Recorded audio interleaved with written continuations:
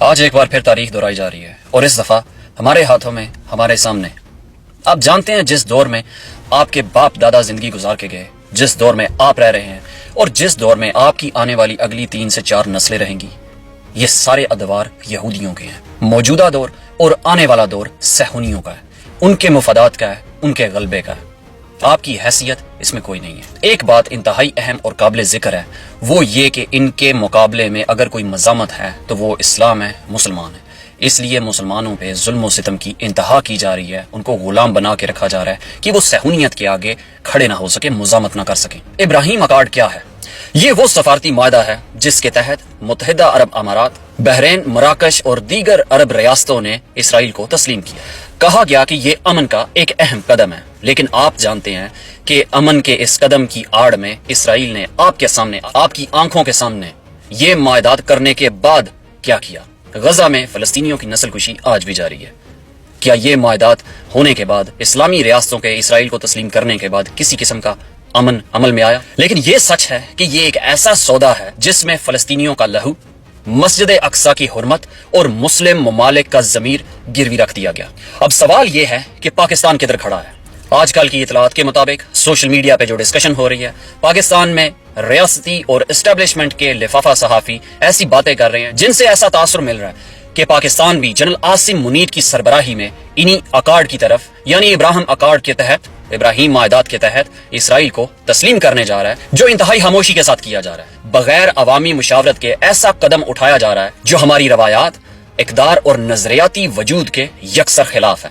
کیا یہ وہی پاکستان نہیں ہے جس نے اپنے بانی قائد اعظم محمد علی جناح کے ویژن کے تحت اسرائیل کو کبھی تسلیم نہ کرنے کا عہد کیا تھا جب تک فلسطینیوں کو ان کے حقوق نہیں مل جاتے، ان کا ملک واپس نہیں مل جاتا؟ ہم نے کشمیر کو اقوام متحدہ کی قراردادوں کے ساتھ جوڑا، تو پھر ہم فلسطین کو کیوں بیچ رہے ہیں؟ فلسطینیوں کے خون کا سودا کیوں کرنے جا رہے ہیں؟ کیا اسرائیل کی صفاقی، ان کے مظالم اور ان کے جنگی جرائم ہمیں نظر نہیں آ رہے آج؟ کیا مسجد اقصی کی حرمت کی پامالی کیا ہمارے لیے اب اہم اور دردناک نہیں رہی؟ پاکستان میں بہت سارے صحافی جو اسٹیبلشمنٹ کے ٹکڑوں پہ پلتے ہیں، ریاستی بیانیاں بناتے ہیں، اب وہ ایسا بیانیہ بنا رہے ہیں جس میں اسرائیل کو تسلیم کرنے کی افادیت بیان کی جا رہی ہے۔ اب یہ پوائنٹ آف ویو دے رہے ہیں کہ بھارت ہمارا ازلی دشمن ہے اور اس کے دشمن ہونے کے باوجود ہمارے ملک میں بھارتی سفارت خانہ بھی ہے۔ تو اگر بھارتی سفارت خانہ موجود ہے تو ہم اسرائیل کا سفارت خانہ کیوں نہیں کھول سکتے؟ بھارت کے ساتھ سفارتی تعلقات ہیں تو اسرائیل کے ساتھ سفارتی تعلقات کیوں نہیں ہو سکتے؟ یہ جواز پیش کیا جا رہا ہے۔ یہ جو تجارتی مفادات اور امن کو بحال کرنے کے نام پہ ضمیر بیچا جا رہا ہے، اور یہ جو بیچ رہے ہیں یہ وہ سوداگر ہیں جو کل پورے ملک کو نیلام کر کے رکھ دیں گے، پاکستان کو، پاکستان کی قوم کو، پاکستان کے وسائل کو بیچ دیں گے، ان کا بھی سودا کر دیں گے، جو آپ نے دیکھا ہے آلریڈی کر چکے ہوئے ہیں۔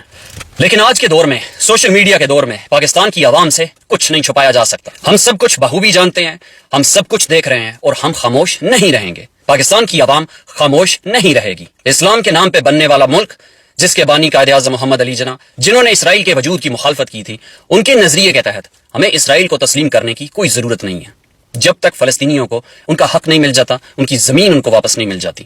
پاکستانیوں کو فلسطین کے لیے انصاف چاہیے، ہمیں ابراہیم اکارڈ پہ دستخط نہیں چاہیے بلکہ امت کی غیرت چاہیے۔ پاکستانیوں کو بحیثیت مسلمان امت کی غیرت چاہیے۔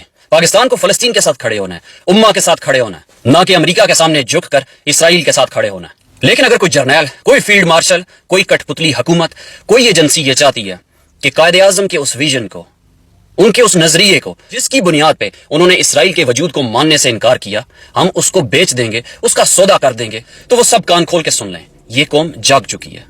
سارے حقائق اب لوگوں کے سامنے آ چکے ہیں اور اب پوری قوم یہ جان چکی ہے کہ اسرائیل کو تسلیم کرنے کی راہ میں سب سے بڑی رکاوٹ عمران خان ہے، اور آج وہ اگر جیل میں ہے تو صرف اور صرف اسی وجہ سے ہے۔ وہ ایک خوددار لیڈر، وہ اس ملک و قوم کا مخلص، امہ کو لیڈ کرنے کا حوصلہ رکھنے والا، کیپیسٹی رکھنے والا، مغرب کو قبول نہیں تھا، صہیونیوں کو قبول نہیں تھا، آج وہ جیل میں ہے۔ اس کو جیل میں رکھنے کا ذمہ دار عاصم منیر ہے، اور وہ کس کی اماں پہ کر رہا ہے یہ آپ سب جانتے ہیں۔ امریکہ کی اماں پہ کر رہا ہے، اسرائیل کی اماں پہ کر رہا ہے۔ پاکستان پائندہ باد، عمران خان زندہ باد۔